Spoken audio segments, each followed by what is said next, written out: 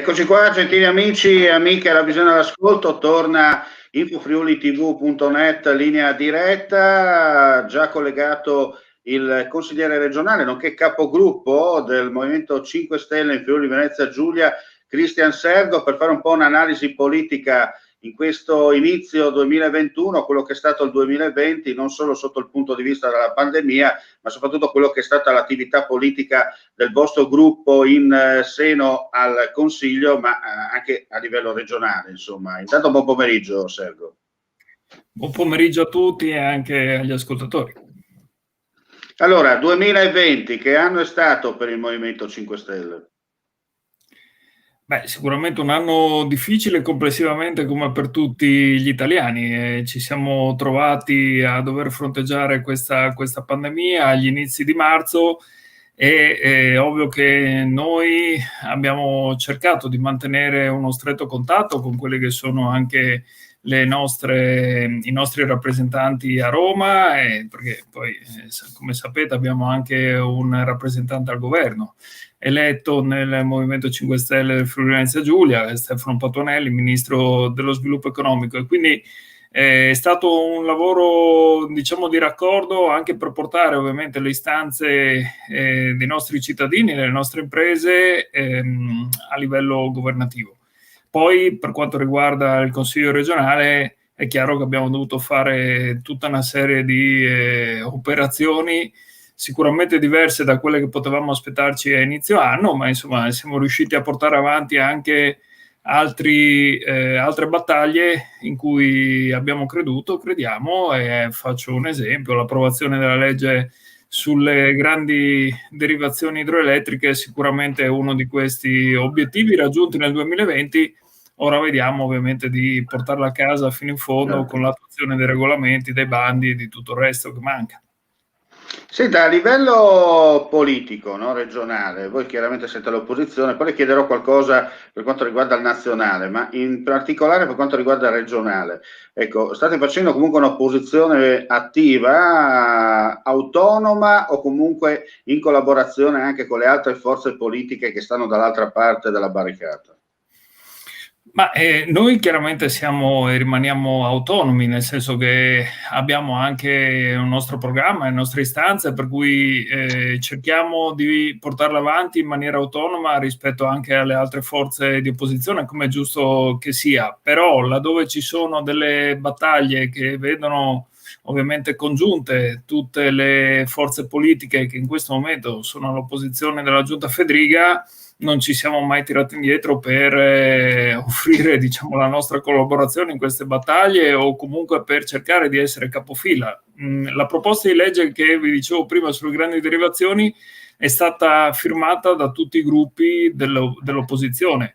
Quindi se avessimo voluto fare, diciamo, gli autonomi, potevamo portarla avanti da soli. Invece, siccome è un qualcosa che ha visto, diciamo, un interesse congiunto di tutte le forze politiche per fare pressione anche sulla Giunta, che poi di fatto ha accolto anche molte delle cose che avevamo richiesto noi come forze di minoranza, lì questo è un esempio di come si può fare comunque buona politica. E devo dire che comunque nel 2020 sono stati molti casi in cui c'è stata anche un'approvazione unanime da parte del Consiglio regionale, quindi non solo c'è stata convergenza tra le forze di opposizione, ma spesso, possiamo dire, c'è stata una convergenza anche con le forze di maggioranza.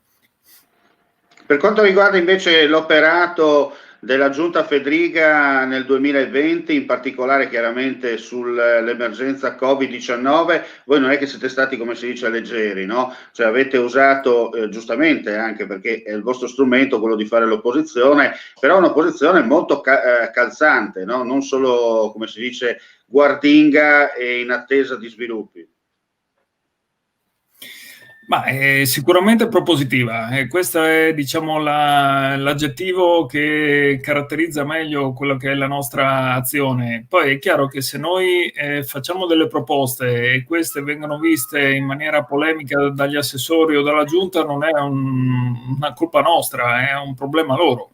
Noi ovviamente segnaliamo quello che può essere utile, quello che manca alla regione. È chiaro che durante l'emergenza Covid erano molte le problematiche che venivano avanzate sia dalle imprese che dai lavoratori, ma anche ovviamente dai cittadini normali, e noi non ci siamo di certo tirati indietro nel continuare a pungolare affinché questi problemi venissero risolti.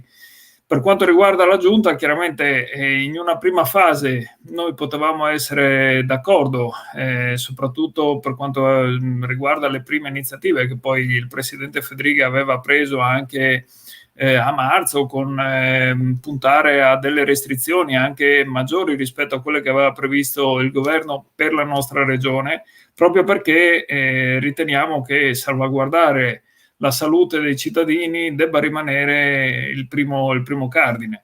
Purtroppo poi abbiamo visto che invece in questa seconda ondata si è cambiata un po' direzione, quindi laddove serviva, e magari sarebbe servito sicuramente una maggiore diciamo durezza anche per quanto riguarda restrizioni e quant'altro, si è preso un'altra via, e lì poi gli effetti diciamo che li stiamo vedendo un po' tutti quanti, con quella che è l'impennata di mortalità, con quelli che sono i tassi anche dei ricoveri nei nostri ospedali, che sono anche molto molto alti rispetto al resto d'Italia.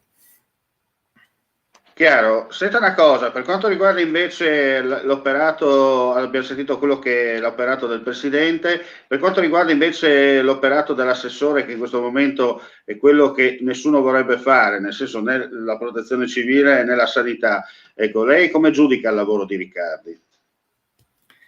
È sicuramente un lavoro importante, oneroso. Io su questo, diciamo, su questo doppio ruolo rimango sempre un po' scettico, perché io preferisco qualcuno che faccia bene una cosa e la porti avanti ovviamente fino in fondo.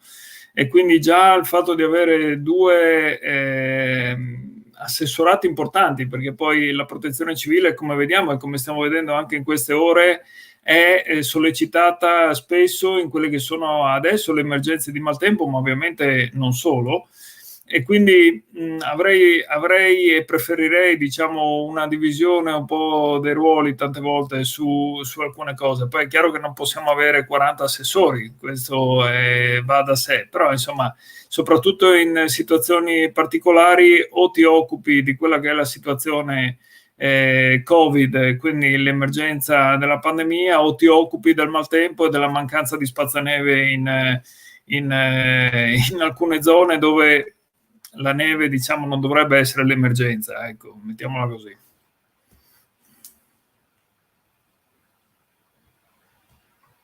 Eccezionali nevicate, bisogna, quello, il tempo non si comanda, no? Come si dice in questi casi.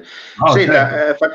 facciamo invece un salto adesso a livello nazionale. Questa situazione un po', tra parentesi, pandemica all'interno dell'attuale maggioranza, dove c'è Renzi che spinge a tutti i costi per avere più visibilità in un certo senso, forse a discapito proprio del Movimento 5 Stelle. Lei dal Friuli Venezia Giulia come la vede?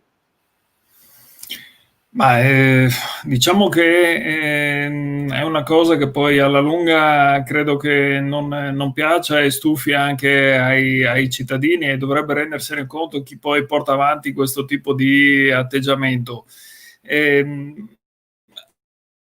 Siamo tutti convinti della necessità di avere un governo forte che possa fronteggiare anche questi di emergenza pandemica, perché meno male quello che sta succedendo in questi giorni ci dimostra che, nonostante i vaccini e nonostante lo sforzo che ovviamente sia il governo che le regioni stanno mettendo in campo per arrivare quanto prima a una vaccinazione quanto più completa della popolazione, questi mesi ancora, diciamo, saranno lunghi, perché poi prima di arrivare a vaccinare tutti sappiamo che non è che a marzo lo saremo, ecco.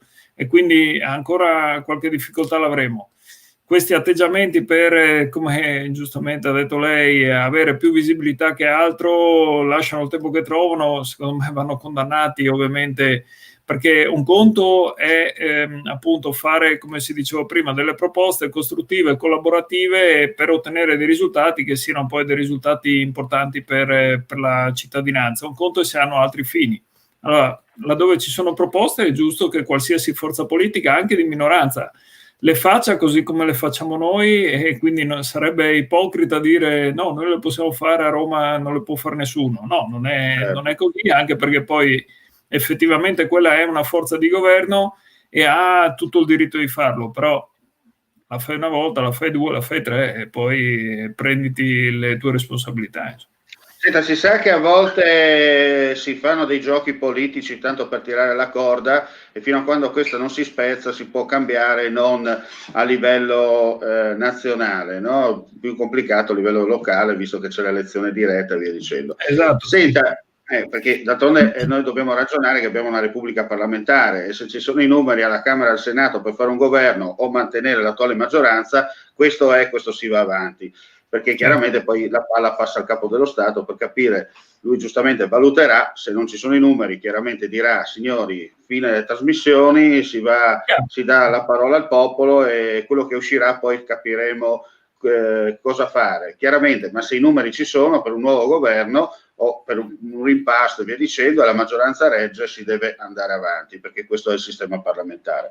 Senta una cosa, lei onestamente vede più un rimpasto con l'attuale governo senza un passaggio parlamentare, un cosiddetto Conte Ter con nuovi assetti, o addirittura, come qualcuno prevede, l'arrivo di Mario Draghi?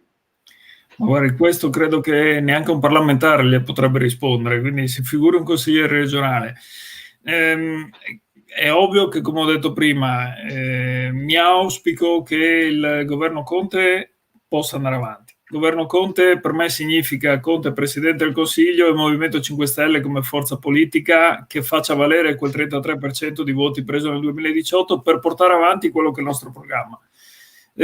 Questa è, diciamo, l'auspicio, è l'unica cosa che posso vedere da qui in futuro. Altre soluzioni come Draghi o a un Conte Ter con altre forze politiche in questo momento le vedo un po' più difficili, ecco, mettiamola così, e sinceramente anche alcuni ripasti con dei nomi che ho letto su dei giornali, non so se oggi o ieri, mi lasciano alquanto perplesso, mi lascerebbero alquanto perplesso, ecco, mettiamola così. Torniamo a bomba, cioè torniamo in Friuli Venezia Giulia. La finanziaria 2020 è stata approvata per quanto riguarda fine anno, insomma, quello che sarà, insomma, quello che arriverà a fondo regionale attraverso la giunta. Secondo lei tutto bene? Perché alla fine c'è stato un voto, chiaramente la maggioranza, c'è stato il voto bulgaro, come si dice in questi casi, con nessun contrario, dall'altra parte chiaramente c'è stato un voto contrario. Però secondo lei onestamente si poteva fare di più? Ma guardi, gran parte di quel voto contrario c'è stata una problematica di metodo, nel senso che noi ci siamo trovati gli ultimi 2 giorni a dover votare la legge di stabilità senza sapere né quelle che potessero essere le risorse a disposizione del Consiglio che doveva votare quella norma, quali poi sono state o fossero le decisioni della Giunta, cioè decidere di fare un debito a 300 milioni di euro. Non si può decidere lunedì per il giovedì. È evidente che c'era un progetto che veniva avanti già da mesi e che a noi, ma così come poi è parso anche in consiglio e in aula, nemmeno alle forze politiche in maggioranza era stato rivelato. E questo, diciamo, è stato il vulnus più grande. Poi sulle scelte su come spendere quei 300 milioni di euro, noi ovviamente abbiamo detto che ci sono e ci sarebbero altre modalità e altre possibilità. È chiaro che in molti casi sono opere pubbliche che vanno fatte, se ne parla da anni. Faccio un esempio: il ponte sul Meduna l'avevamo anche evidenziato, diciamo anche noi, come possibile opera da sostenere anche con il famoso Recovery Fund, di cui tanto si parla, ma di cui in regione ancora si sa poco e niente, perché quello che siamo venuti a sapere noi della progettualità del Recovery Fund sono tutte cose per vie traverse. Ho dovuto leggere sull'Espresso che ci sarà l'autostrada Cimpello-Sequarse. Ecco, infatti volevo fare questa domanda, se permette Sergio. Come si fa a decidere questa cosa io e lei la vediamo pari pari, nel senso che secondo me la Cimpello Sequals, con tutto rispetto parlando, anzi la Sequals Gemona, con tutto rispetto parlando, sono soldi prima di tutto buttati via, seconda cosa è un'autostrada che non serve, terza cosa non vorrei che questi soldi vadano a finire come sempre agli amici degli amici. Quarta cosa molto importante però, che non è l'ultima, ma la cosa molto importante, si va a deturpare inutilmente una splendida location come la Val d'Arzino piuttosto che la Val Tagliamento Basso, insomma. Anche perché poi lei mi insegna che i camionisti chiaramente non prendono la Gemona Sequas per pagare un biglietto, ma vanno giù tranquillamente per la strada statale e allora alla fine abbiamo capito tutto, no? Questo è il discorso. Sì, sì, ma purtroppo vede, anche qua è sempre, io dicevo prima, cioè, sono cose che non possiamo venirle a sapere da un giornale nazionale invece che discuterne nelle commissioni di merito e quindi trovarci già con la decisione presa davanti a insaputa di molti, perché comunque è una cosa che a livello anche locale molti osteggiano e quindi molti sono preoccupati di questa decisione. E quindi diciamo più o meno è la stessa cosa in cui ci siamo già trovati di fronte quando dovevamo leggere, cioè votare la legge di stabilità, decisioni già prese da qualche altra parte senza una discussione, senza una valutazione effettiva dei benefici oppure no, e con tante contraddizioni. Io una l'avevo segnalata anche al presidente Fedriga durante il Consiglio regionale, dove lui diceva che era giusto portare tutte le sedi regionali di Trieste in Portovecchio per dare magari nuova vita a quell'area e tutto un altro fascino di attrazione anche per altre attività, quando 2 minuti prima abbiamo votato un emendamento per mettere 10 milioni di euro per sistemare le sedi di ARPA, tra cui anche quelle di Trieste. Allora, o mettiamo i soldi per sistemare la sede di ARPA a Trieste o spostiamo la sede di ARPA a Trieste in Portovecchio, decidiamoci. Insomma, queste sono le novità per quanto riguarda le varie iniziative. Tra l'altro, cosa ne pensa del fatto di aver riscattato la Pinzano Casarsa, il sedime della Pinzano Casarsa, per riqualificarla in ciclovia? Ma guardi, quella è una bellissima notizia, nel senso che noi poi avevamo fatto anche un'interrogazione con il mio collega Capozzella in Consiglio regionale, proprio perché di fatto se ne parlava anche lì da anni. La società, che poi faceva capo sempre a Ferrovie dello Stato, aveva chiesto negli anni delle cifre esorbitanti, adesso non mi ricordo se 4 milioni 8 o 5 milioni 8, qualcosa del genere, quindi stiamo sui 5 milioni. Per poter riscattare quel sedime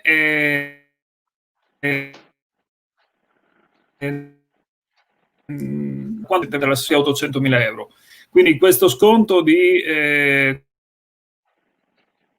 quasi 4 milioni di euro, se non avevo, determinante per arrivare alla definizione, diciamo, di questo passaggio, ma è anche evidentemente una decisione che chi è al governo e chi è stato al governo anche del Ministro dei Trasporti dal 2018 al 2019 ha fatto sì che avvenisse, insomma, perché noi di questo avevamo parlato anche ovviamente con il nostro ministro e con i nostri sottosegretari per dire ma come si fa a chiedere così tanti soldi per una ferrovia che ferma?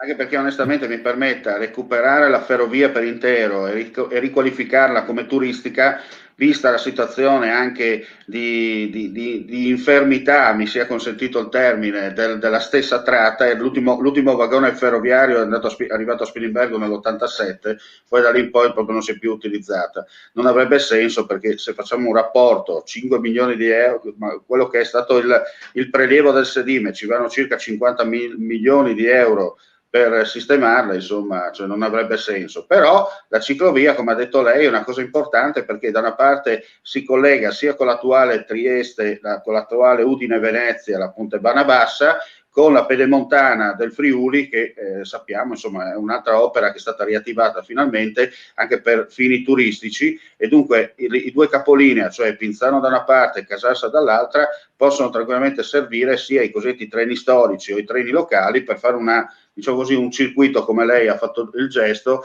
anche importante per quanto riguarda quella zona, no? Per il rilancio turistico che per esempio è molto importante. Perché è la dimostrazione di come poter rilanciare comunque una zona anche dal punto di vista turistico e ripeto, e mettere a confronto con quello dell'autostrada di cui parlavamo prima, con tutto quello che potrebbe succedere poi sia sul tagliamento che sull'Arzino, perché sarebbero collegate le cose, fa capire che c'è un altro modo di vedere le situazioni, e noi ovviamente abbiamo sempre preferito queste, come l'esempio della Pizzano Casarsa. Per quello ricordavo che ci eravamo già mossi con un'interrogazione proprio su questo, perché eravamo, diciamo, sul pezzo, perché ci crediamo, ed è ovviamente una cosa importante riuscire anche a sviluppare tutta diciamo, la rete delle ciclabili e della mobilità sostenibile nella nostra regione. Certo. Senta Sergio, poi chiudiamo. Che 2021 sarà per i 5 Stelle in Friuli Venezia Giulia? Lei ha detto noi siamo a livello nazionale al 33%, a livello locale non siete ancora riusciti a portare una importante fetta di elettorato, nel senso che il voto nazionale rispetto al voto locale è ben diverso, no? Ecco, che azioni state cercando di mettere in campo per portare quel 33% di voto che raccogliete nel nazionale e portarlo anche nel locale? Ma noi continuiamo comunque a perseguire quelli che sono gli obiettivi che sono scritti nei nostri programmi. Di azioni specifiche ne potremmo avere molte, e noi continuiamo le nostre battaglie, come ho detto anche recentemente. Far sì che ci sia quanta più trasparenza e collegialità nelle decisioni sarà sicuramente il nostro pallino, ma nelle decisioni che poi prendono purtroppo altri, non noi. E quindi mi riferivo anche lì alle decisioni che prenderà la Giunta, e si partirà già dalle prime settimane di gennaio con questi lavori anche legati al Recovery Fund, come dicevo prima, ma anche su tutta l'emergenza pandemica. Fare trasparenza è sicuramente il nostro obiettivo. Poi fare le cose per diciamo accaparrarci il consenso dei cittadini non ci è mai interessato. Questa è, diciamo, la pura verità, e probabilmente questo si vede anche nei risultati alle elezioni. Ma noi non lavoriamo con quella logica, non facciamo propaganda. A noi, come detto, interessano che i fatti e quello che conta è il risultato finale, no? Sì, poi chiaramente a ognuno, diciamo, può fare l'operato e potrà fare la sua scelta quando tornerà alle urne. Io faccio sempre un esempio: ho visto migliaia di cittadini votare la Giunta Fedriga, o comunque votare per il presidente Fedriga, perché erano stufi della gestione della sanità della Serracchiani, e adesso si stanno chiedendo che forse era meglio la Serracchiani. Per me ovviamente non era meglio né uno né l'altro per certe decisioni che sono state portate avanti. Poi queste sono scelte che devono fare i cittadini, e probabilmente sarà bene, come ho letto anche poco fa su qualche commento sui social, iniziare a pensare che è meglio non scegliere il meno peggio, ma scegliere chi effettivamente può fare determinate azioni, può fare o prendere determinate decisioni che evidentemente gli altri partiti ancora non riescono o non possono prendere. Insomma, come disse Montanelli, torarsi il naso e votare, questo è il discorso. Purtroppo da quanto pare si privilegia ancora questa scelta. Noi dobbiamo ovviamente convincere tutti quanti che un altro modo di fare politica si può fare tranquillamente, e si può portare avanti tutta una serie di azioni che solo se si è liberi e con le mani libere si possono portare avanti. Altrimenti continuiamo ad andare avanti, magari non so se nel 2023 ci sarà ricambio, ma sarebbe il 10° ricambio di fila da destra a sinistra, da Tondo 1, Tondo 2, Illy, Serracchiani. Alla fine c'è sempre stato questo rimpallo, ma le cose poi importanti sono sempre lì.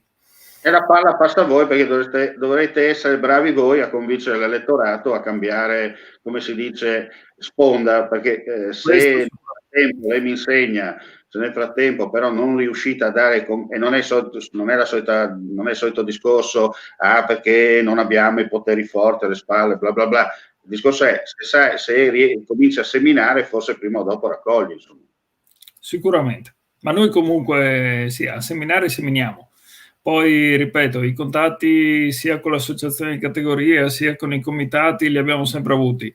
Sicuramente dobbiamo presentare e arrivare al 2023 con magari un programma innovativo anche per quelle che saranno le nuove esigenze anche post pandemia, e anche con persone adeguate che potranno portare avanti quei programmi. Io ovviamente non ci sarò perché sono al secondo mandato e quindi dovrò lasciare il testimone sicuramente ad altri. Occhio, Sergio, stia attento a quello che dice, perché il giornale si scrive, si ricordi, il giornale si scrive, la televisione, anche web, si ascolta e si vede senza trucco, senza finora io con il Movimento 5 Stelle nel 2023 non potrò esserci, quindi non potrò essere io. Non si sa mai, le vie del Signore sono infinite, no? Come si dice. Vabbè, io ho detto finora queste sono le regole, ma insomma è giusto anche quello così. Detto, attenzione.